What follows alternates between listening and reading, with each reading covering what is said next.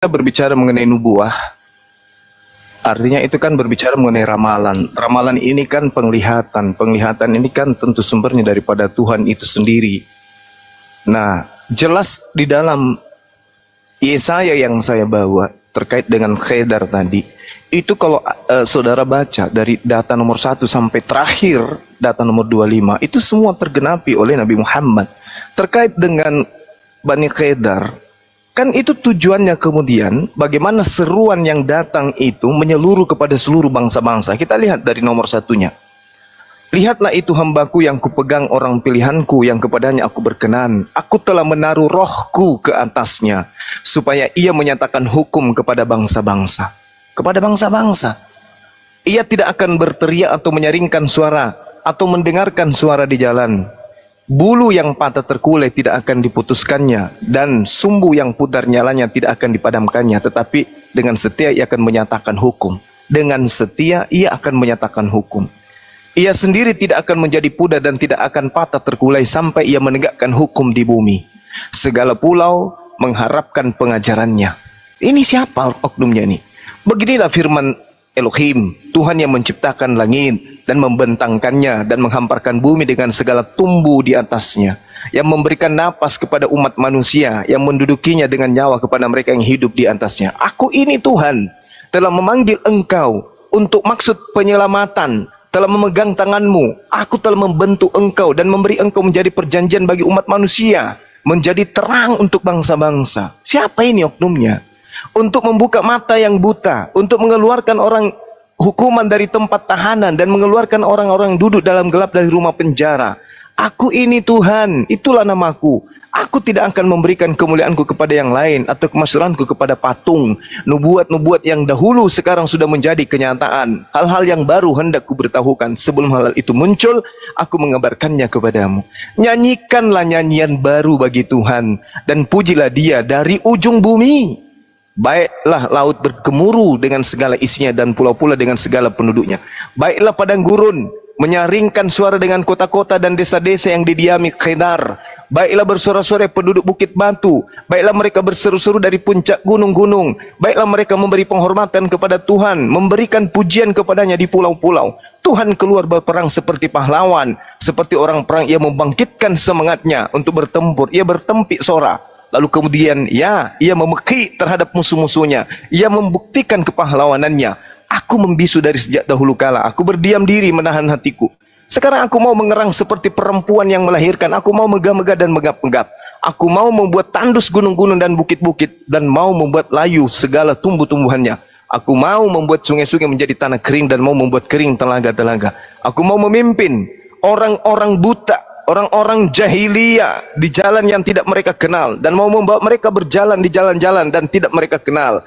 Aku mau membuat kegelapan yang di depan mereka menjadi terang, dan tanah yang berkeluk-keluk menjadi tanah yang rata. Itulah hal-hal yang hendak kulakukan kepada mereka, yang pasti akan kulaksanakan. Pasti aku laksanakan. Ini digenapi di mana? Orang-orang yang percaya kepada patung pahatan akan berpaling ke belakang dan mendapat malu, yaitu orang-orang yang berkata kepada patungan Tuhan, kamulah Tuhan kami. Ini siapa yang menggenapi semua? Islam yang datang kemudian memekikkan kepada penyembah-penyembah patung pahatan yang berpaling, dan mereka akan mendapatkan malu, yaitu orang-orang yang berkata kepada patung tuangan. Ini siapa? Agama mana ini kemudian yang dipermalukan oleh Islam? Dengarkanlah hai orang-orang tuli, pandanglah dan lihatlah hai orang-orang buta. Siapakah yang buta selain hambaku itu? Ummi. Dan yang tuli seperti utusan yang kusuruh. Siapakah yang buta seperti suruhanku, dan yang tuli seperti hambaku? Engkau melihat banyak tetapi tidak memperhatikan. Engkau memasang telinga tetapi tidak mendengar. Tuhan telah berkenan demi penyelamatannya untuk memberi pengajarannya yang besar dan mulia. Namun mereka suatu bangsa yang dijarah, bangsa yang dirampok. Mereka semua terjebak dalam kerongkongan geronggang yang disembunyikan dalam rumah-rumah penjara. Mereka telah menjadi jarahan, dan tidak ada yang melepaskan menjadi rampasan, dan tidak ada yang berkata, kembalikanlah. Siapakah di antara kamu yang mau memasang telinga kepada hal ini, yang mau memperhatikan untuk mendengarkan untuk masa yang kemudian? Siapakah yang mau menyerahkan Yakub untuk dirampas dan Israel kepada penjara? Bukankah itu Tuhan? Sebab kepadanya kita telah berdosa, orang yang tidak mau mengikuti jalan yang telah ditunjukkannya, dan kepada pengajarannya orang tidak mau mendengar. Maka ia akan menumpahkan kepadanya kepanasan amarahnya, dan peperangan yang hebat, dan menghanguskan dia dari sekeliling, tetapi ia tidak mengisapinya, dan yang membakar dia tetapi tidak memperhatikan. Ini siapa yang menggenapi ini semua? Siapa yang sama seperti Musa, yang melakukan peperangan demi amarah Tuhan terhadap hukum-hukum jahiliyah? Ini siapa pelakunya? Yang membakar hukum-hukum lain, yang juga tertulis dalam Ulangan 33 nomor 2 itu siapa yang membawa 10.000 pasukan? Orang suci, orang yang bersunat, orang yang menjaga dirinya dengan mentahirkan diri dengan wudhu. Itu siapa mereka? Siapa oknum ini yang menegakkan hukum-hukum di atas bangsa-bangsa? Siapa? Tidak bisa. Bagaimanapun juga tolak ukurnya kemudian apa yang Al-Quran uraikan. Dan kalau itu tidak kurang, bagi saudara-saudara Kristen, baca kitab yang Anda genggam.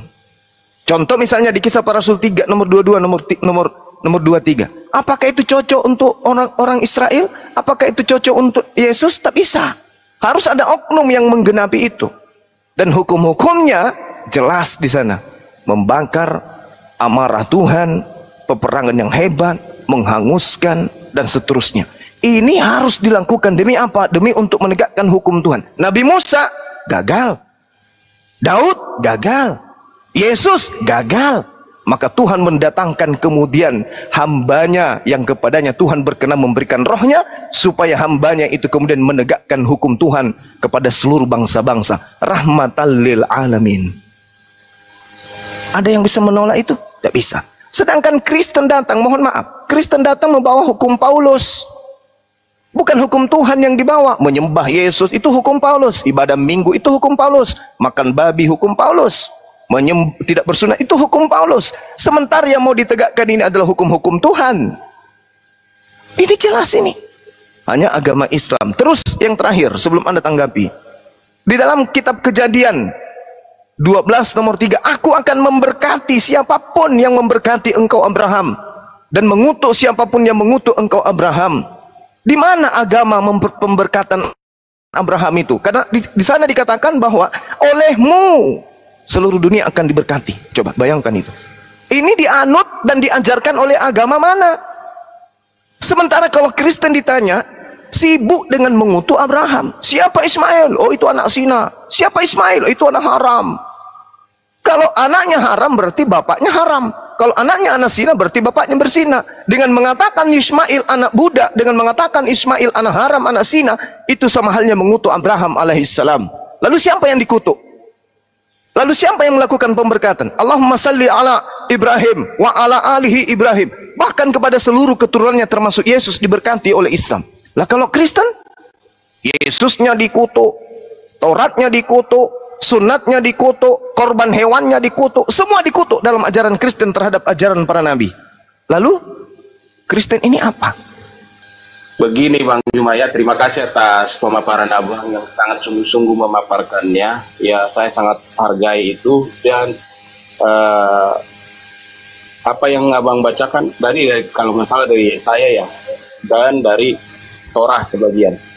Oke, cara penafsiran itu, karena saya mengerti ilmu penafsiran, hermeneutik, cara penafsiran Abang itu sudah tepat. Cara ya, metode itu sudah tepat. Dan memang bisa mengarah kepada Nabi Muhammad. Ya, ada beberapa indikasi di dalam teks itu yang bisa mengarah kepada Nabi Muhammad. Oke. Namun kita berbeda di sini. Penafsiran kami kepada Yesus, penafsiran Abang ke Nabi Muhammad. Sekali lagi saya ulangi, saya menghormati perbedaan penafsiran ini. Ya, saya tidak membantah itu karena dari segi hermeneutik cara Abang menafsirkan sudah tepat, bisa mengarah kepada Nabi Muhammad. Nah, kalau ada seperti ini yang ambigu seperti ini, ya saya menyerahkan kepada Yang Maha Kuasa. Mana yang benar, penafsiran versi Muslim atau penafsiran versi Kristen? Saya tidak dapat memutuskan yang mana yang benar. Tetapi kedua-duanya mempunyai dalil yang tepat dan cara penafsiran yang tepat, menurut saya ya. Tapi kalau menurut Bang Juma penafsiran kami Kristen tidak tepat, penafsiran Muslim lah yang lebih tepat, Bang Juma juga berhak menyatakan itu. Tapi saya tidak memilih untuk itu.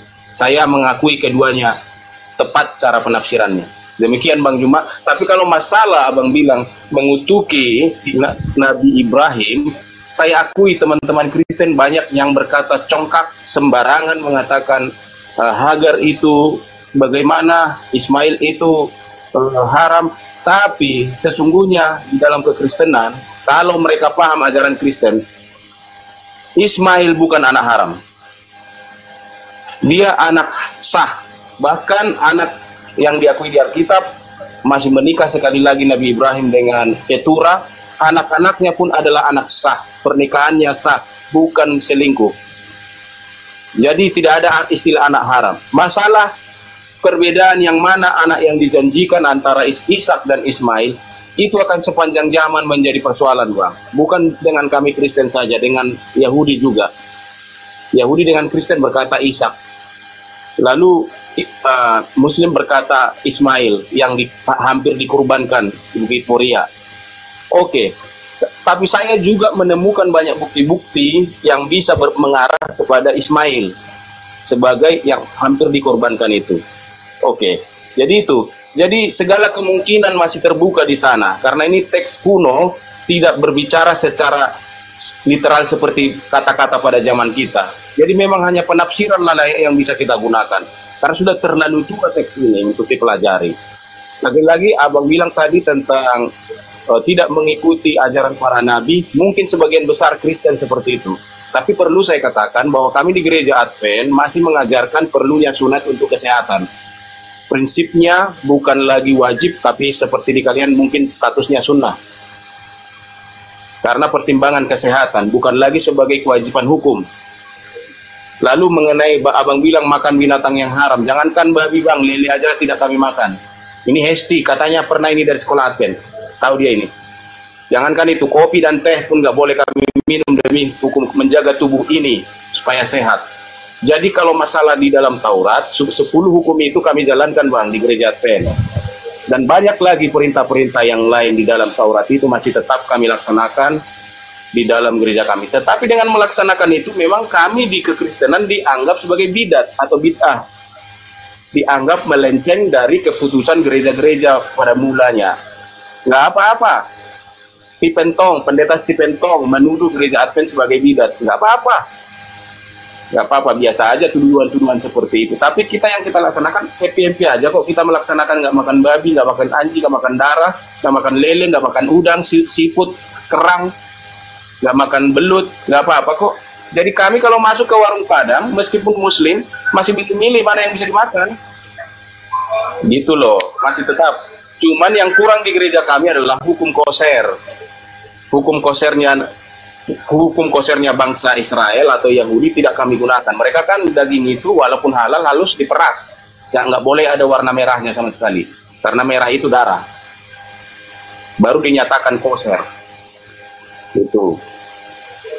Jadi begitu bang. Jadi mungkin ya teman-teman yang lain boleh lah. Jadi kita juga sesama Kristen yang mendengar di bawah ini, ya akui kalau memang ada kekurangan. Yesus mati di salib kita akui, tetapi bukan untuk menghalalkan babi. Masa harus mati seseorang untuk bikin babi halal? Nggak segitunya juga kali Tuhan itu. Dan saya percaya apa yang sudah dinyatakan haram oleh Tuhan sejak zaman dahulu, tidak mungkin dia berubah. Kita juga yang mengatakan Tuhan tidak berubah. Masa dulu dia bilang haram, sekarang jadi halal? Nah, teman-teman Muslim juga, kalau memang kalian masih mengikuti hukum-hukum yang sudah diturunkan oleh Allah Subhanahu wa Ta'ala atau Tuhan Pencipta semesta alam sejak semula, ya udahlah, lakukanlah Taurat itu dengan benar. Jangan hanya berarti tidak kalian makan, lele pun jangan makanlah, karena itu tertulis di Taurat, nggak boleh dimakan. Gitu. Jadi, mari saling menegur, terima atau tidak terserah, ya kan? Tapi jangan memaki. Saya hormati. Sampai sejauh ini, keluarga saya mayoritas Muslim. Mertua saya juga Muslim. Kakek saya 3 Muslim, 2 Kristen. Jadi nggak ada persoalan di kami. Kalau menikah masuk masjid, biasa aja kami menghadiri acara pernikahan di masjid. Di gereja pun datang dari orang Muslim. Di keluarga kami. Istri abang Kristen apa Muslim? Dari Muslim. Namanya Siti Farida. Jadi istri abang kok Kristen kan? Ya dia cinta sama saya. Di mana sih kau Hesti? Udah jangan dibawa ke sana dulu lah. Di dalam Banyuma lagi nih. si Hesti ini sebentar lagi, sedikit lagi. Jadi saya ini hanya mau menerangkan ini, saudara-saudara, teman-teman semua, supaya jangan teman-teman Kristen juga jangan dibiasakan memaki-maki. Kita punya beban untuk mengasihi semua manusia. Nabi Muhammad itu pernah ada sebagai manusia di muka bumi ini. Kalau memang kita mengikuti Yesus, hormati Nabi Muhammad, paling tidak jangan kamu caci maki dia.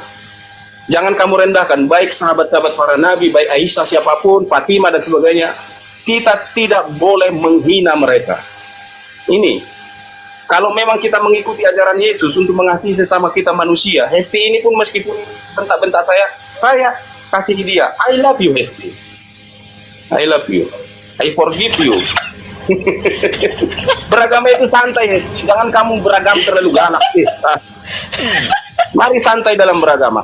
Tentang misionari, Bang Juma, saya tahu keresahan Anda dari api, saya tahu. Dan saya sampai hari ini tidak, walaupun saya berpendidikan teologi seperti ini, saya tidak setuju lagi dengan apa yang Anda sebut dengan kristenisasi atau mengajak-ajak orang lain untuk berpindah agama. Saya tidak setuju. Tebarkan kebaikan dari ajaran agamamu. Orang mau pilih agamamu terserah dia, jangan ajak-ajak. Itu prinsip yang saya pegang. Warahmatullahi wabarakatuh, Bang. Silakan, Bang Juma berdakwah, silakan. Orang Kristen menginjil. Udah gantian bicara, Bang. Silakan. Kok nggak ada topik sih, Bang Juma? Kok nggak ada topik? Oke, silakan. Saya mute. Ya. Oke, baik. Ya, jadi gini, saudara saya ya. Advent ini, mohon maaf nih sebelumnya. Dengan munculnya agama Advent, membuktikan bahwa nabi-nabi palsu itu ada di Kristen. Karena Advent ini muncul kemudian untuk memperbaiki hal-hal yang salah dalam tubuh Kristen. Sayangnya Advent ini tidak bermuara kepada Yudaism, tetapi hanya menggunakan kitabnya orang Kristen terdahulu untuk membuat sekte baru. Satu hal sebelum saya masuk ke situ, kita lihat di dalam Kisah Para Rasul 7 nomor 37. Apa seruannya di sana? Musa ini pula lah yang berkata kepada orang Israel. Jadi Musa dikatakan berkata kepada orang Israel. Kalau kemudian orang Israel yang diseru, maka harus dipahami secara kelompok, harus dipahami secara nasab, silsilah. Apa yang diterangkan di sana? Musa teriak, Musa berkata, Musa bersabda, Musa menyatakan firman Tuhan kepada Bani Israel. Cakupan daripada Bani Israel berarti 12 suku. Jadi Musa teriak kepada 12 suku, Bani Yakub, anak-anak Yakub diteriaki oleh Musa. Apa kata Nabi Musa kepada Yakub, kepada anaknya Yakub? Seorang nabi seperti aku ini akan dibangkitkan Allah bagimu dari antara saudara-saudaramu. Jadi di antara saudara 12 ini, lingkungan 12 suku ini, mereka akan mendapatkan seorang nabi. Siapa saudara-saudara Bani Yakub? Bani Esau? Tak mungkin. Lalu kemana perginya? Karena Israel dengan Esau cuma berdua. Apakah dari keturunan Esau? Siapa dari keturunan Esau yang kemudian sama seperti Nabi Musa? Kepada orang Israel, berarti kepada 12 suku, diteriaki oleh Musa, wahai kamu semua 12 suku Israel, Tuhan akan mengutus seorang nabi yang sama seperti aku di antara saudara kalian. Nah, saudara Bani Israel siapa? Bani Yishmael. Bani Esau nggak mungkin. Nggak mungkin. Berarti kalau begitu, naik ke atas, saudara daripada Bani Israel siapa? Bani Israel yang dimaksud di sini adalah Bani Yakub. Bani Yakub ini berarti 12 suku. Saudara dari 12 suku ini siapa? Tidak mungkin Vatikan, tidak mungkin Roma, nggak mungkin Yunani. Siapa keturunan daripada Abraham di luar daripada Bani Yakub? Bani Kedar. Sehingga pola keimanan, pola ketuhanan, pola keagamaan, pola ibadah hanya tertuju kepada Bani Israel dan Bani Ismail. Itu jelas itu. Kecuali ada bantahan dari pihak Kristen, oh salah Bang Suma, yang dimaksud itu adalah Bani Esau. Oke? Silakan, siapa yang Bani Esau kemudian yang sama seperti Nabi Musa? Paulus? Gak mungkin. Lukas? Tak mungkin. Markus? Tak mungkin. Penulis Yohanes? Tak mungkin. Lalu siapa mereka ini? Saudara-saudara dari anak-anak Yakub. Ingat, bukan anak Yakub, tapi saudara dari anak Yakub. Saudara dari anak Yakub, satu Bani Esau, dua Bani Khedar, Bani Ismail, Bani Nebayot. Itu saudara-saudara daripada Bani Yakub. Jadi Kristen, mohon maaf nih, mohon maaf, apalagi Advent jauh. Advent itu adalah sesuatu yang dibuat pada tahun 1880 sekian, kalau saya nggak keliru. Dikarenakan kekecewaan, keputusasaan terhadap hal-hal yang justru bertentangan dengan buku yang mereka genggam. Maka lahirlah Advent, yang mencoba untuk melakukan pendekatan secara spiritual terhadap ajaran para nabi. Itu betul itu. Tetapi permasalahannya kemudian adalah hukum Taurat hanya untuk Bani Israel. Yeremia 31:31 sampai 33. Aku akan membuat perjanjian baru dengan Bani Israel dan Bani siapa? Israel dan Bani Yehuda. Aku akan memasukkan hukum Taurat ke dalam batin setiap Bani Israel. Satu. Yes, Ulangan 33 nomor 4. Hukum Musa, hukum yang didatangkan kepada Nabi Musa adalah warisan untuk Bani Yakub saja. Mazmur 147, hukum-hukum Tuhan yang datang kepada Yakub dan aturan-aturan yang datang kepada Israel, Tuhan tidak ajarkan kepada bangsa lain. Kristen tidak punya hak, apalagi, mohon maaf, apalagi Advent. Jadi Advent itu hanya mendapatkan titisan, tetesan air dari Septuaginta yang dibawa oleh agama Katolik di abad keempat sampai muncul agama Advent. Mohon maaf, ini fakta, kita harus berbicara. Jadi kalau untuk mengetahui siapa pelanjut dari ajaran para nabi, siapa yang melanjutkan kerajaan Daud, tentu saudaranya sendiri, yaitu Bani Khedar. Makanya tadi saudara, saya mencoba untuk membawa Yesaya 42 itu. Kenapa? Cakupan Al-Quran muncul di dalamnya. Contoh, misalnya di dalam As-Surah ayat 52 misalnya. Di situ sangat jelas dikatakan bahwa beliau Nabi Muhammad sallallahu alaihi wasallam, wa qatalika auhayna ilaika ruhan min amrina. Demikianlah kami wahyukan kepadamu ruh kami dengan perintah kami. Sebelumnya engkau tidaklah mengetahui apakah kitab tersebut dan apakah iman itu, tetapi kami jadikan Al-Quran itu sebagai cahaya. Dengan itu kami memberi petunjuk kepada siapa yang kami kehendaki di antara ciptaan kami, di antara hamba-hamba kami. Dan sungguh fa innaka la tahdi ila siratal mustaqim, dan sungguh engkau wahai Nabi Muhammad benar-benar pembimbing seluruh manusia kepada jalan yang lurus. Seluruh manusia. Litubayyana lin-nasi ma nuzila ilaihim wa la'allahum yatafakkarun. Jadi dia akan datang menegakkan hukum-hukum kepada seluruh bangsa-bangsa. Hukum Nabi Musa tidak bisa ditegakkan kepada seluruh bangsa-bangsa. Kenapa? Karena hukumnya hanya berlaku kepada bangsa Yahudi. Contoh Sabat. Keluaran 31 nomor 16, nomor 15, 16, 17. Hukum Sabat itu adalah perjanjian kekal hanya untuk Bani Israel. Jadi kalau ada non-Israel yang mencoba untuk masuk ke sana, berarti dia serigala nyamar. Itu satu poinnya. Hukum Yesus yang didatangkan untuk Yesus. Kisah para Rasul 13 nomor 23. Demikianlah Tuhan mengutus seorang juru selamat untuk Bani Israel, yaitu Yesus Kristus. Iman Islam mengaku itu. Ya Bani Israel, inni rasulullahi ilaikum musaddiqan lima baina yaday minat Torah wa mubasyiran bi rasuli ya'ti min ba'di ismuhu Ahmad. Kami umat Islam beriman kepada konsep itu, bahwa Nabi Isa atau yang kalian sebutkan Yesus telah menyatakan diri dalam Al-Quran, inni abdullah atani al-kitaba wa ja'alani nabiyan. Kepada siapa? Ila Bani Israel. Matius 15 nomor 24. Aku diutus hanya kepada domba-domba yang sesat dari umat Israel. Bagaimana dengan Nabi Muhammad? Nabi Musa untuk Bani Israel. Yesaya 19:20, juru selamat untuk Bani Israel. Kisah Para Rasul 13 nomor 23, Yesus untuk Bani Israel. Nabi Musa mengatakan innani anallah. Yesus juga mengatakan innani Rasulullah. Sesungguhnya aku ini adalah Rasul Allah.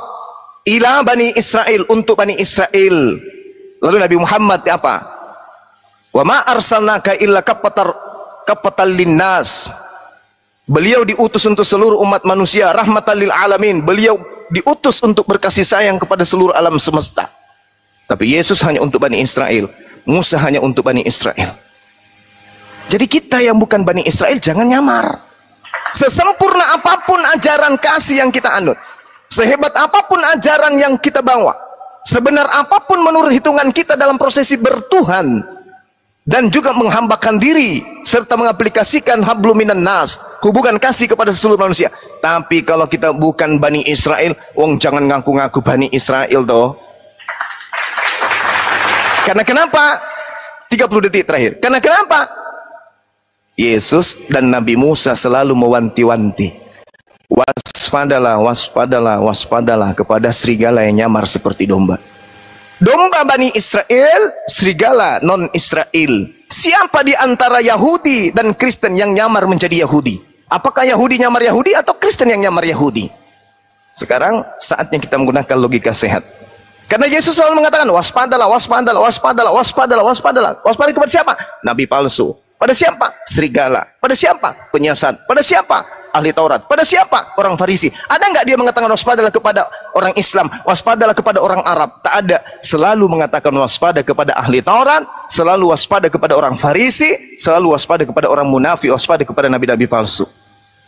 Ini berat, tapi kebenaran itu harus ditegakkan. Kembali, lakum dinukum waliyadin. Silakan beragama dengan agama saudara. Kami beragama dengan agama kami. Tetapi sebaiknya iman itu bertumbuh dengan akal pengetahuan, ilmu pengetahuan, bukan dengan imani saja. Demikian.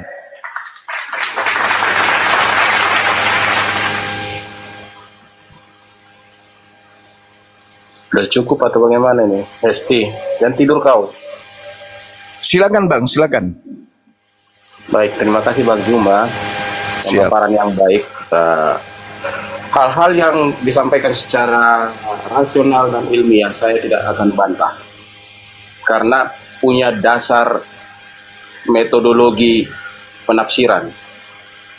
Masalah saya tidak sepakat dengan tafsiran itu beda lagi, itu sudah arahnya ke keyakinan. Namun tetap saya katakan bahwa tafsiran yang saya yakini tetap seperti keyakinan Kristen yang sekarang. Itu dengan menghormati tafsiran kalian itu. Jadi demikian tentang itu.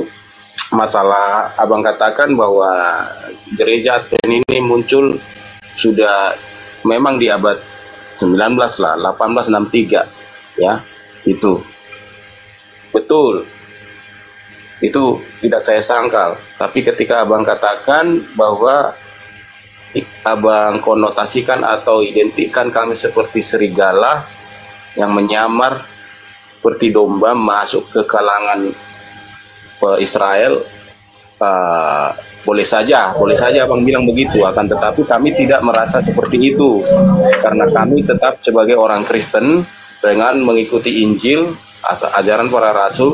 Tetapi apa yang diajarkan oleh Tuhan di perjanjian yang lama, di dalam perjanjiannya dengan bangsa Israel, yaitu di dalam Taurat, contoh nih, hormatilah ayahmu ibumu, jangan membunuh, jangan berzina, jangan berdusta, jangan mengingini, jangan iri hati, dan banyak lagi perintah-perintah moralitas. Tidak boleh kami katakan bahwa itu tidak berlaku.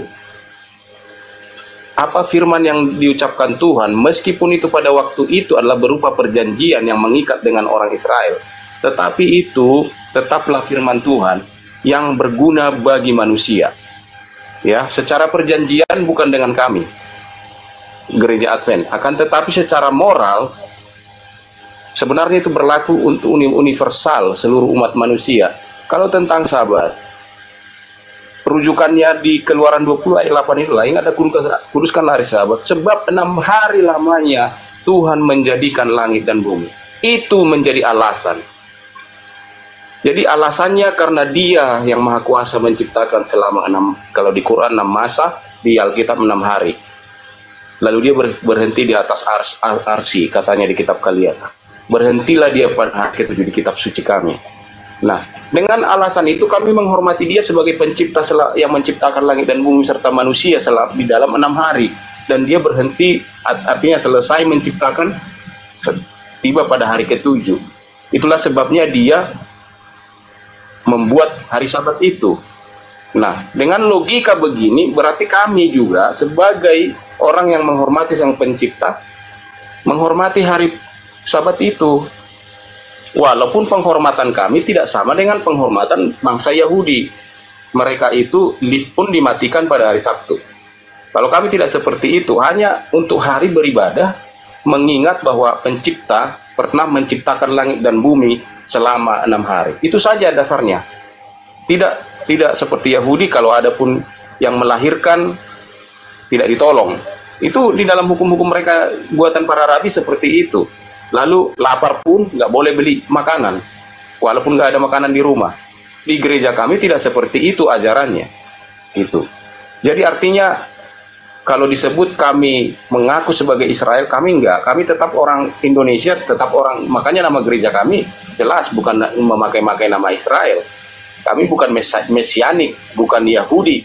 Jelas kami Kristen. Akan tetapi hal-hal yang positif, hal-hal yang moralitas, yang menyangkut kepada Pencipta dan menyangkut moralitas manusia yang diajarkan di dalam kitab-kitab terdahulu, baik itu Torah, baik itu Zabur atau Mazmur, kitab-kitab para nabi yang lainnya, kami terima. Secara pribadi saya, meskipun Bang Juma yang katakan, meskipun Ustadz yang mengatakan, atau Kiai, Rai Sihab, siapakah, Gusdurkah, kalau itu adalah moralitas yang benar, membawa saya lebih mengenal Tuhan, tetap akan saya terima itu. Saya tidak membeda-bedakan guru, kalau itu guru yang spiritual.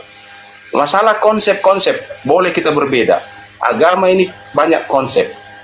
Harus diakui, baik di Islam, di Kristen. Ini semua tafsir. Abang Juma tadi menerangkan itu semua adalah tafsir. Entah benar seperti itu maksud Tuhan, atau tidak, apa dikatakan? Sesungguhnya hanya Tuhanlah yang maha tahu, dan yang maha benar. Dialah yang tahu atas firman-Nya. Kita hanya menafsir, mencoba mengerti. Apakah betul seperti itu maksud Tuhan? Tidak ada yang bisa jamin. Para ulama pun berkata seperti itu. Di akhir-akhir tafsiran mereka, pasti mereka berkata, sesungguhnya Allah lah yang maha mengetahui lagi maha benar. Mereka tidak katakan, ini tafsiranku paling benar. Tidak. Apalagi kita, Bang Juma. Saya dan Bang Juma, kita hanya terbatas keilmuan kita. Tapi begitulah kita menafsirkan teks itu. Ya, semoga Tuhan mengampuni kita apabila kita salah. Jadi kalau abang bilang, kalau kami nanti akan diusir, tidak akan diterima di dalam kerajaan Tuhan, ya terserah kepada Tuhan. Saya secara pribadi tidak mengejar surga. Jika surga dan neraka tidak pernah ada, saya tetap sujud kepada Tuhan. Bahkan jika Tuhan sudah tetapkan, hei Kalingga, kamu pasti ke surga, aku tetap sujud kepadanya. Karena saya makhluk, dia holik. Itu kodrat, gak bisa lagi. Kodrat makhluk harus sujud kepada Sang Pencipta. Mau saya dibakar, mau saya dikuliti, tetap dia kolik saya. Dia pencipta saya, pencipta semesta alam. Jadi prinsip dalam beragama itu harus semakin luas. Jangan lagi diklaster-klasterkan. Boleh berbeda tafsiran, tetapi pemahaman kita harus saling menghargai. Mau saya kalau memangnya diputuskan nanti di hari kiamat, hari kebangkitan, hari keputusan yang maha kuasa, kamu gereja Advent, kamu masuk neraka. Ya udah, kalau itu keputusan Tuhan, siapa yang bisa bantah? Kita nggak bisa banding terhadap keputusan Tuhan. Kami akan berkata, it is well with my soul. Baiklah, baiklah bagiku. Kalaupun disuruh saya masuk neraka, terima kasih Tuhan kalau ini yang pantas bagiku. Kita tidak apa. Bahkan Abu Nawas berkata, aku takut ke neraka, tapi aku merasa tidak pantas untuk surga. Jadi jangan merasa pantas untuk surga dengan segala ajaran yang kita miliki. Keputusan untuk ke surga itu tetap di tangan yang maha kuasa. Tidak ada, walaupun ada yang berkata, di luar Yesus tidak ada keselamatan. Di luar Yesus bagaimana maksudmu? Maksudnya adalah, Tuhan yang mempunyai keputusan siapa yang ke surga, siapa yang ke neraka. Serahkan kepadanya segenap keputusan. Mari jalani ibadah masing-masing. Biar Tuhan yang memutuskan siapa yang masuk surga, siapa yang masuk neraka. Apakah Islam, apakah Kristen? Apakah seluruh Islam atau sebagian? Nggak tahu. Apakah Kristen sama sekali ke neraka atau sebagian ke surga? Terserah Yang Maha Kuasa. Kita hanya berusaha taat kepadanya dengan akal budi yang diberikan kepada kita. Tetapi ternyata semua adalah tafsir. Tafsir itu bayang-bayang, duga-dugaan, kira-kiraan, asumsi-asumsi. Tidak ada tafsir yang mutlak benar. Demikian, terima kasih. Oke, baik. Sangat luar biasa ya paparan dari saudara kita Bang Kalingga ya. Kalau orang pola pikirnya seperti itu, kalau menurut pandangan saya itu jatuh pada posisi zolim.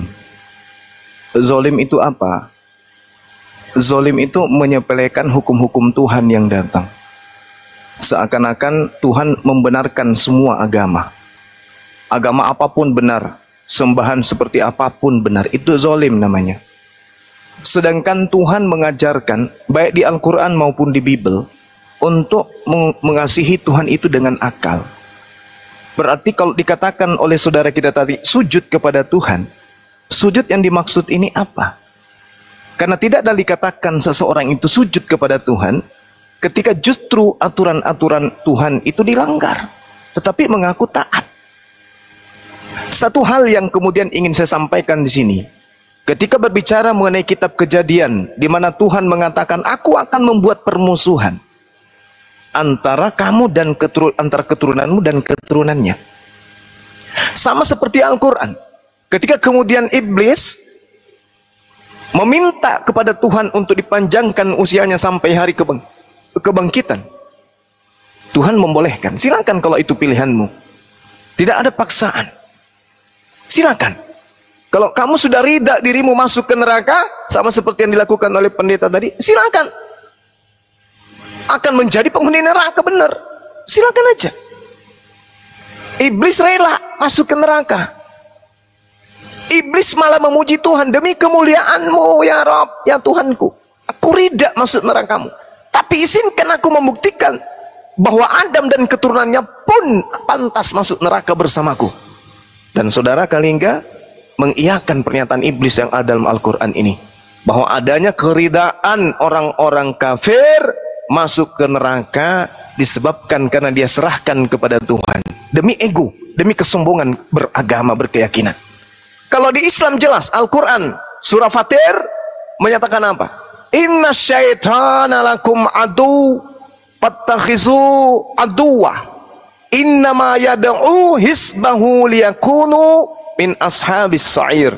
Sungguh setan itu musuh bagimu, maka perlakukanlah setan itu sebagai musuh. Jangan kau kasihi musuh itu, karena sesungguhnya setan itu hanya mengajak golongannya agar mereka menjadi penghuni neraka yang menyala-nyala bersama-sama.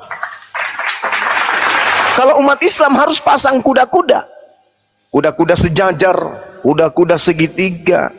Dalam bela diri itu dikatakan kibadaci dan seterusnya, terhadap ronrongan iblis. Karena iblis itu sudah bersumpah di hadapan Allah, summala la'atiyannahum. Kemudian pasti aku akan mendatangi mereka dari depan, min baini aidihim wa min khalfihim wa an aymanihim wa an syamalihim. Aku akan mendatangi anak keturunan Adam. Kalau aku tak berhasil dari depan, kubujuknya dia dari belakang. Tak berhasil dari belakang, kubujuknya dia dari kanan. Dan kalau aku tak berhasil dari kanan, dan aku akan membujuk mereka dari arah kiri. Hari ini tak berhasil kubujuk dia, besok. Tak berhasil besok, lusa. Tak berhasil lusa, besoknya lagi. Tak berhasil untuk dia, anaknya. Tak berhasil anaknya, cucunya. Tak berhasil cucunya, cicitnya. Aku akan menyesatkan seluruh keturunan Adam. Jadi tidak gampang itu. Kita mengiyakan, aku rida, yang penting aku sujud. Sujud yang kayak mana? Sedangkan Al-Quran dan bahkan di dalam kitab 1 Yohanes 4 dikatakan, ujilah setiap roh. Sebab apa? Nabi-nabi palsu itu berserak kemana-mana. Bahkan malaikat, bahkan iblis pun bisa mengaku sebagai malaikat terang. Itu dijelaskan dalam Al-Quran, dijelaskan dalam Bible. Al-Quran mengatakan ketika iblis menyatakan apa? Rabbi, wahai Tuhanku, bima aqwaitani la uzayyinanna lahum fil ardi wa la ughwiyannahum ajma'in. Iblis bersumpah di hadapan Tuhan, ya Tuhanku, oleh karena engkau telah memutuskan bahwa aku sesat, aku pasti akan jadikan kejahatan terasa indah bagi orang-orang kafir, dan aku akan menyesatkan mereka semuanya. Ini sumpah iblis kepada Tuhan. Aku iblis akan membuat kejahatan yang dilakukan di hadapanmu justru merasa benar, justru merasa indah. Itu sumpah iblis. Jadi kalau hari ini kita menyatakan misalnya di dalam Al-Quran dikatakan innal ladzina kafaru min ahlil kitabi wal musyrikina fi nari jahannam, disuarakan di seluruh seantero jagat raya, sesungguhnya orang-orang kafir, orang-orang yang menolak ajaran agama Islam akan dimasukkan ke dalam api neraka yang menyala-nyala, mereka kekal di dalamnya. Apakah saudara Kristen itu bergeming? Tidak, mereka tersenyum, cibir, malah menghina Islam. Kenapa? Karena keindahan daripada yang dia tatap, yang diimani, itu terlalu indah menurut pandangan mereka. Padahal di dalam Matius 7 nomor 15 sampai nomor 23, orang yang memanggil Yesus Tuhan, bernubuat pakai nama Yesus, mengusir setan pakai nama Yesus, bermujizat pakai nama Yesus, itu adalah buah pengajaran daripada nabi-nabi palsu. Akan diusir oleh Yesus. Di data nomor 23, pada hari itulah aku akan berterus terang kepada mereka, enyahlah daripadaku, kalian semua adalah pembuat kejahatan. Tapi apakah Kristen merasa? Apakah saudara-saudara Kristen itu merasa gentar dengan firman, dengan sabda Yesus yang ada dalam kitab mereka? Apakah kemudian mereka akan merasa, wah bahaya ini, ternyata tanda-tanda buah-buah dari nabi palsu itu ada pada agama saya? Tapi apakah kemudian mereka bergeming? Apakah mereka merasa? Apakah merasa gelisah, was-was dan tidak? Kenapa demikian? Karena iblis sudah bersumpah di hadapan Tuhan, la uzayyanna lahum fil ardi wa la ughwiyannahum ajma'in. Rabbi bima aqwaitani. Tuhanku, aku akan pasti jadikan kejahatan yang mereka lakukan, kekufuran yang mereka lakukan, pembangkangan terhadapmu yang mereka lakukan, justru mereka akan merasa itu adalah suatu ketaatan. Justru mereka merasa bahwa itu adalah sebuah kebenaran. Justru mereka mengatakan itu adalah sebuah keindahan, yang pada nyatanya adalah apa yang mereka lakukan itu justru akan membuahkan hasil. Yesus akan mengusir mereka. Enyahlah daripadaku, kalian semua adalah pembuat kejahatan. Matius 13 nomor 50, pembuat kejahatan akan dilemparkan ke dalam api neraka yang menyala-nyala. Demikian, saya hanya ingin mengatakan itu, bahwa ketika Yesus mengatakan, Simon, Simon, iblis telah diberikan izin untuk mencobai kalian. Itu juga ada di Al-Quran. Tuhan, Rabbi, bima aqwaitani la uzayyanna lahum fil ardi wala ughwiyannahum ajma'in. Demikian. Baik, terima kasih. Saya sangat memperhatikan pemaparan dari abang dari tadi. Terima kasih atas semuanya itu, bang. Setidaknya teman-teman Muslim yang masih abangan, yang masih butuh pembelajaran, boleh mendapat makna yang baru, diteguhkan keyakinannya masing-masing supaya jangan goyah. Dan orang-orang yang sudah calon-calon mualaf, biarlah mualaf secepatnya, ya. Teman-teman di bawah yang berkomentar, Pak Lingga, Pak Kalingga, kamu takut ya kehilangan persepuluhan. Saya tidak makan dari persepuluhan, bro. Memang saya dijuluki orang pendeta seperti ini, tetapi saya tidak hidup dari perpuluhan. Saya bekerja kok. Saya pakai usaha saya sendiri. Dan saya tidak setuju dengan penerapan persepuluhan. Karena pendeta itu bukan suku Lewi, mereka suku Batak, suku Manado, suku Jawa. Begitu. Saya tidak setuju itu kalau itu. Ya, terima kasih atas itu. Tapi satu ayat yang mau saya sampaikan, karena Bang Juma juga membaca ayat, saya bacakan untuk orang Kristen ya, bukan untuk Bang Juma. Di dalam Efesus 2 ayat 8 dikatakan, sebab karena kasih karunia kamu diselamatkan oleh iman, itu bukan hasil usahamu, melainkan pemberian Allah. Inilah dasar pengajaran yang berbeda di dalam kekristenan dengan teman-teman Muslim. Bahwa di teman kita di Muslim, tetap mereka harus taat beribadah dengan usaha mereka, ada hitungannya semua. Ibadah ini sekian begini, ada amal, ada perhitungan amal, ada hisab nantinya. Jadi mereka beribadah dengan taat. Saya akui ketaatan kalian itu sangat mengagumkan. 5 kali sehari harus sholat itu bukan hal yang mudah. Sekali ke gereja aja orang Kristen nggak datang. Itu dalam 1 minggu.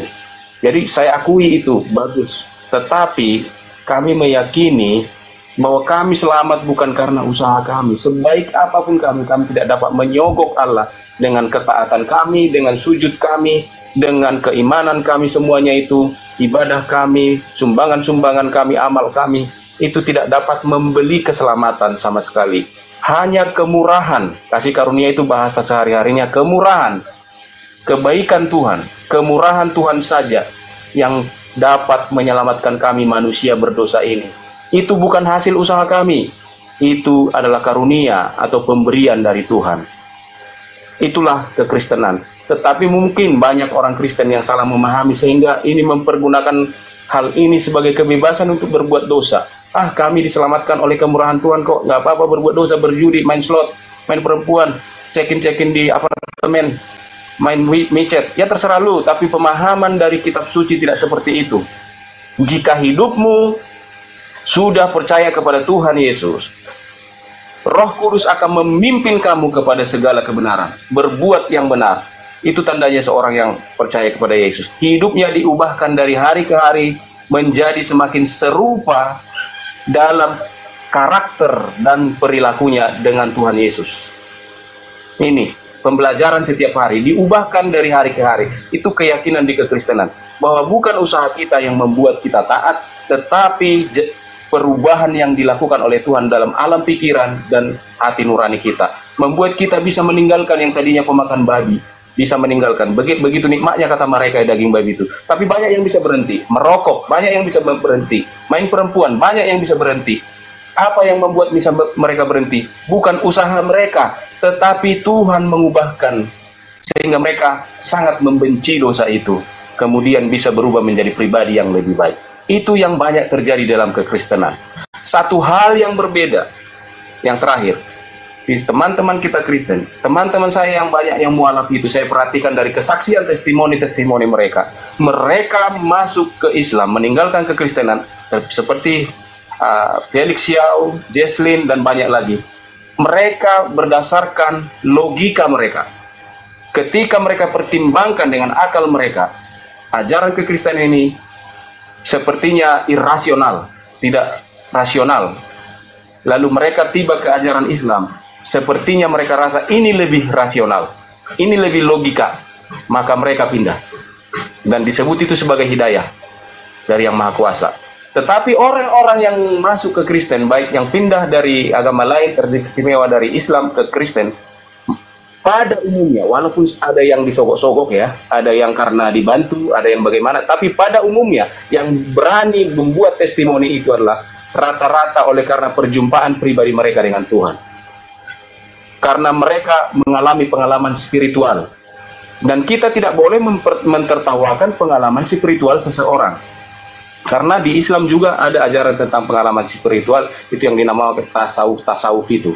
Banyak itu seperti Rumi, dia lebih ke spiritual, dia tarian tasawuf itu tarian spiritual. Ada juga di kalian seperti itu. Artinya kita tidak boleh mengejek orang dengan pengalaman spiritualnya. Aku bertemu dalam mimpi dengan Tuhan katanya. Lucu menurut kita, lucu, nggak masuk akal. Akan tetapi dia yang mengalami, bagaimana kita mau mengomentari pengalaman dia? Atau ada yang berkata, saya terakhir umroh, lalu saya melihat ke atas, saya melihat wajah Tuhan katanya. Itu terserah dia, itu pengalaman dia. Tapi rata-rata orang yang masuk ke Kristen dari Islam adalah mereka yang mengaku mengalami pertemuan, mengalami perjumpaan dengan Tuhan. Itu perbedaannya.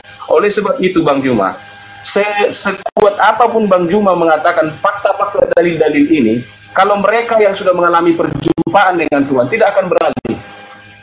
Sebaliknya, sekuat apapun orang Kristen meyakinkan orang Islam supaya masuk ke Kristen, kalau mereka logikanya sudah masuk di ajaran Islam, tidak akan pindah ke Kristen. Maka perkuatlah di bidang masing-masing. Di Islam perkuat logikanya, di Kristen biarlah semua mengalami pengalaman rohani. Supaya jangan ada rebut-rebutan jemaat, supaya jangan ada memancing di kolam orang lain. Itu. Demikian yang terakhir dari saya. Hesti, jangan tidur terus kau, nanti kau kegemukan. Terima kasih ya Hesti ya. Baluap, Terima aku kasih nggak Bang tidur. Juma. Aku nggak tidur, aku dengerin dongengmu. Jangan kebanyakan kau makan kacang kau. Oke. Kau. Ada noise. Di mana ini noise-nya? Noise-nya di Kalingga, Bang. Orang Kalingga nggak ada aku suara di dari sini, tadi. aku di hutan. Kau Dari tadi kok noise tuh, nggak percaya nih, aku mute ya. Nih, dia pasti kan. Aman kan?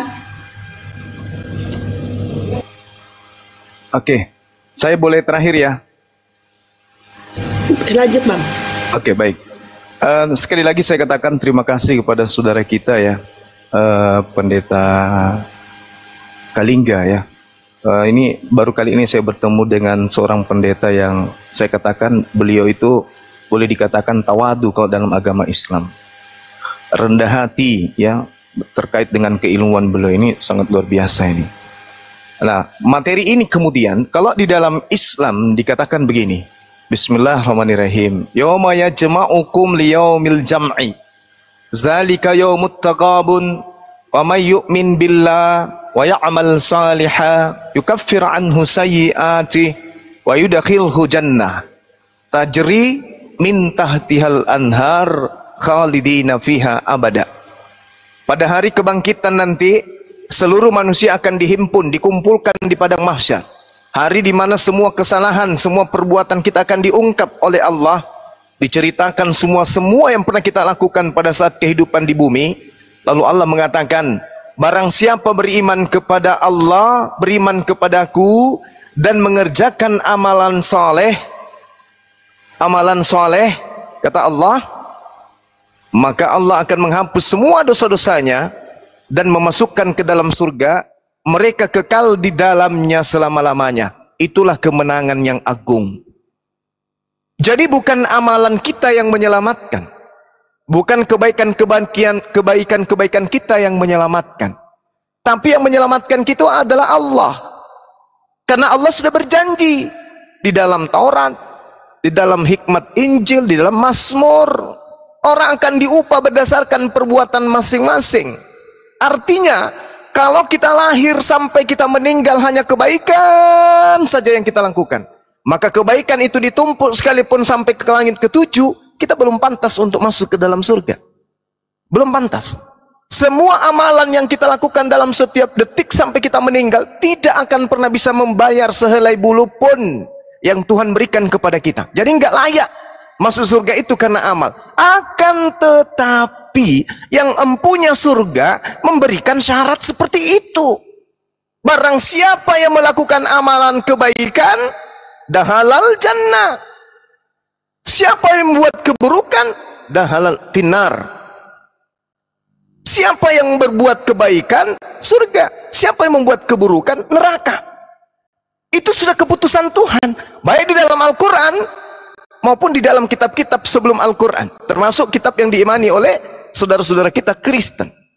Ini Al-Quran, peneguhannya At-Taghabun ayat 9, dan banyak lagi dalil-dalil yang mengatakan itu. Artinya patokan orang itu mendapatkan ridha yaitu ketika orang itu taat kepada perintah Tuhan. Tapi ketaatan kalau ditakar kemudian untuk surga tidak pantas. Tapi Tuhan yang memiliki surga itu memberikan syarat seperti itu.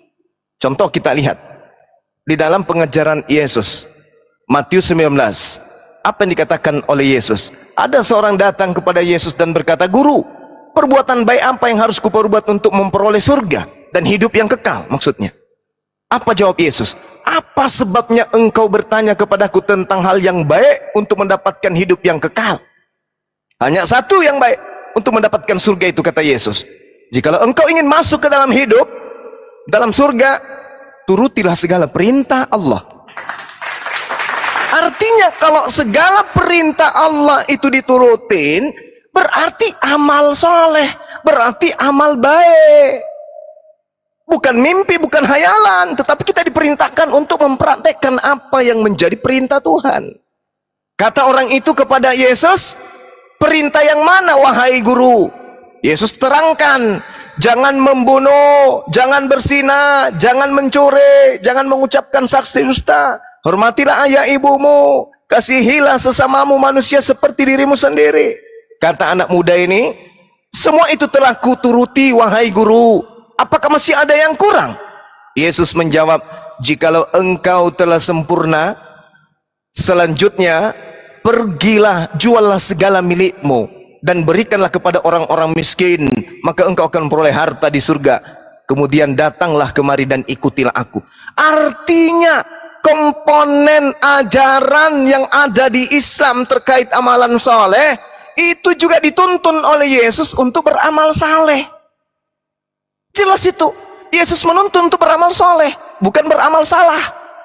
Ketika orang itu sempurna di dalam syariat, apa kata Yesus? Bersedekah, berinfak, lakukanlah sesuatu yang isinya adalah harta surga. Apa harta surga itu? Infak, sedekah.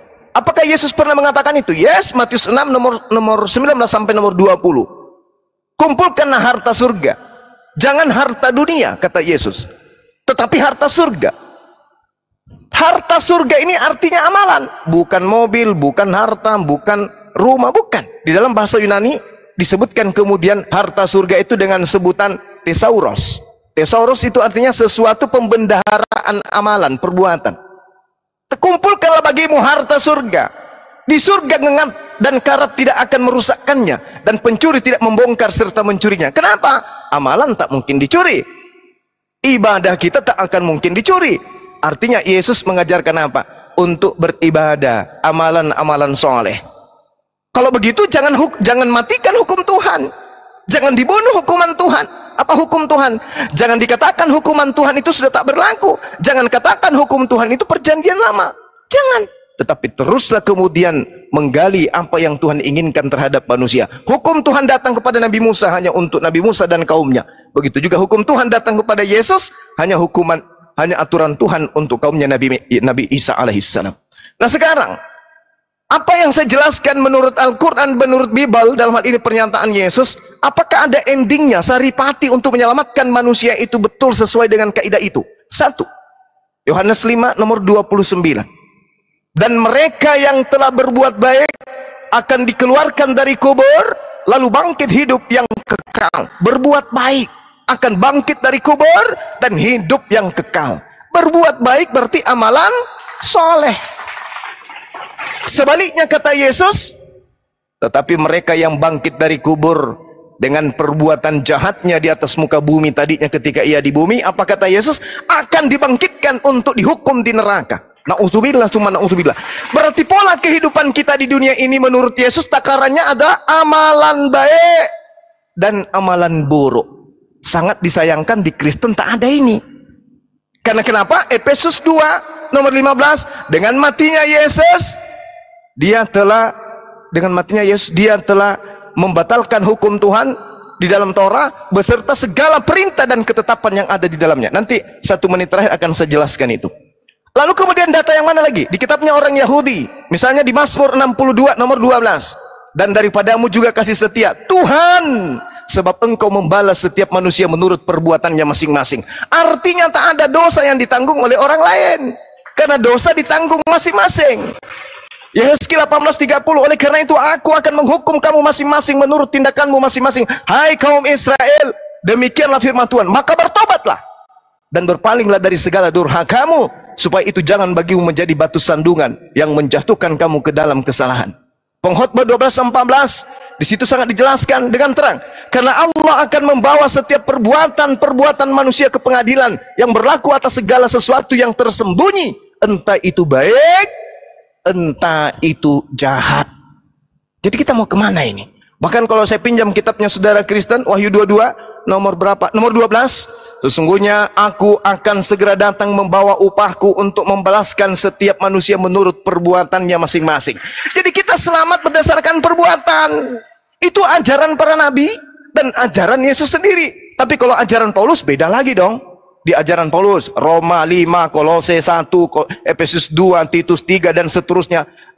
Roma 4 juga dikatakan, manusia diselamatkan bukan karena perbuatan, tetapi manusia diselamatkan karena iman. Bertentangan, Cak Ayu. Para nabi mengatakan, bahkan Tuhan berfirman, engkau akan diselamatkan berdasarkan atas perbuatanmu masing-masing. Bahkan dibangkitkan menurut Yesus dalam Yohanes 5 nomor 29, manusia akan ditangkar dengan perbuatan baiknya masuk ke dalam surga, perbuatan jahatnya masuk ke dalam neraka. Paulus beda. Sebab itu kita dibenarkan karena iman. Kita hidup dalam damai sejahtera dengan Tuhan karena Tuhan kita yaitu Yesus Kristus. Bukan karena perbuatan kita yang menyelamatkan, tetapi karena iman kita kepada Yesus Kristus. Ini sangat bertentangan dengan ajaran Yesus.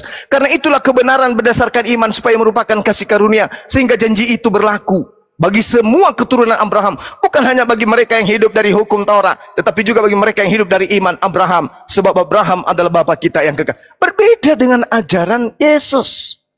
Orang diselamatkan karena iman, orang diselamatkan karena iman, orang diselamatkan karena iman, orang diselamatkan karena percaya. Kok berbeda?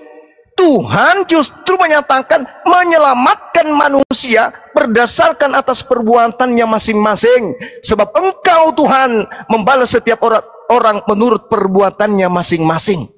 Ini tidak bisa dipungkiri.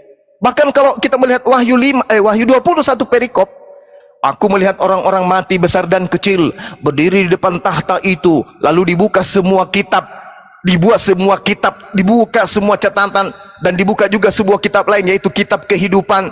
Dan orang-orang mati dihakimi menurut perbuatan mereka masing-masing berdasarkan apa yang tertulis dalam amalan-amalan dia dalam kitab-kitab itu. Maka laut menyerahkan orang-orang mati yang ada di dalamnya, dan maut dan kerajaan maut menyerahkan orang-orang mati yang ada di dalamnya, dan mereka dihakimi masing-masing menurut perbuatannya masing-masing. Lalu laut dan kerajaan maut itu dilemparkanlah ke dalam lautan api. Itulah kematian yang kedua, lautan api. Dan setiap orang yang tidak ditemukan dalam namanya tertulis dalam kitab kehidupan, ia akan dilemparkan dalam laut api yang menyala-nyala. Ini mau dikemanakan kita ini?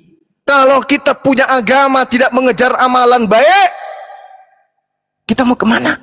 Sementara pola takaran menurut Al-Quran, menurut Bible, takaran jannah, surganya seseorang, itu ditentukan oleh ridhonya Allah terhadap ketaatan kita kepada Allah.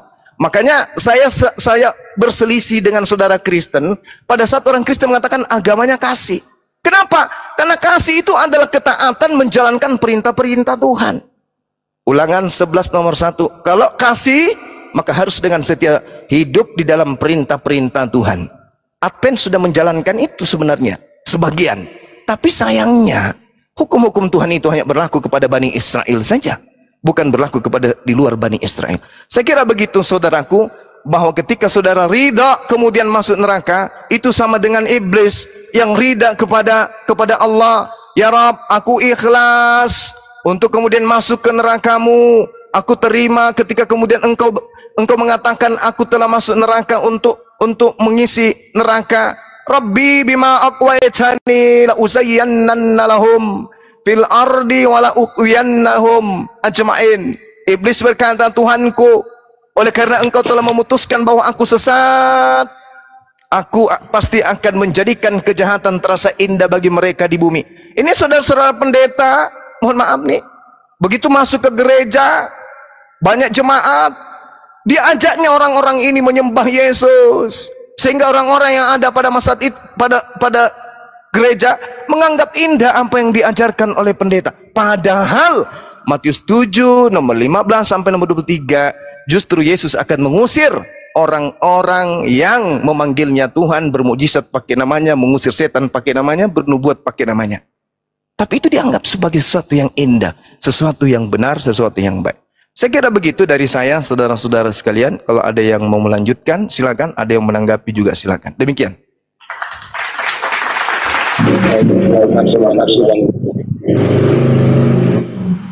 Sama-sama, silakan. Esti, terima kasih ya Esti ya. Sama-sama. Sedikit aja ya, setengah menit ya Sofi ya. Jangan begitu suaramu, nanti aku jadi hilang. Jadi tentang penghakiman tetap Namanya penghakiman, buktilah yang dihakimi. Itu tepat yang Abang Juma katakan. Tetap perbuatan yang akan dihakimi.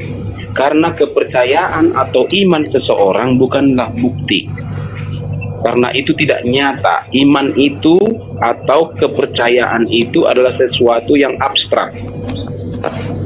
Tidak bisa diadili sesuatu yang abstrak. Hanya bukti nyata yang bisa diadili. Itulah perbuatan.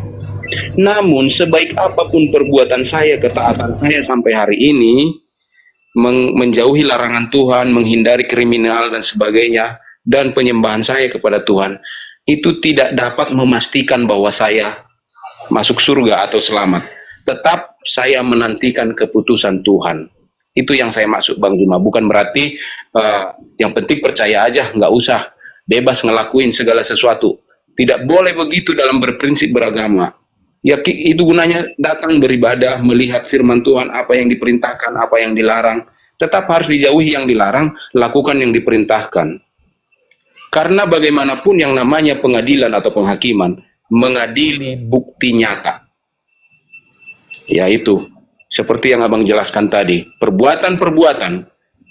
Apakah kita berbuat hidup sesuai dengan ajaran yang kita percayai itu, atau menyimpang dari itu. Nah, ajaran di kalian sudah jelas, ajaran di kami sudah jelas, bolehlah kita menempuh ajaran itu masing-masing.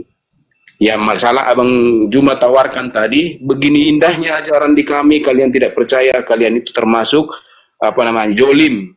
Ya, boleh-boleh saja menuduh seperti itu. Kristen juga ada yang menuduh Islam, kalian itu begini, domba sesat, ya macam-macam lah tuduhannya. Tetapi kalau apa gunanya kita saling menuduh seperti itu? Lebih baiklah kita menerapkan ajaran kita yang baik-baik itu, ajaran agama kita itu, supaya kita menjadi sahabat yang baik, bermanfaat bagi semesta, bermanfaat bagi sama manusia, bermanfaat bagi peradaban. Itu saja kesimpulan dari saya. Sekali lagi, bukan berarti bebas melakukan segala kejahatan karena percaya kepada Tuhan. Tidak ada ajaran seperti itu dalam kekristenan. Tetap harus belajar dari firman Tuhan, mana larangannya, mana perintahnya. Lakukan, karena akan ada hari pembalasan, hari penghakiman. Setiap orang akan menerima upahnya sesuai dengan perbuatannya. Terima kasih. Wassalamualaikum warahmatullahi ta'ala wabarakatuh. Waalaikum, sahabatku, Masya Allah, luar biasa. Oke, saya kira sudah cukup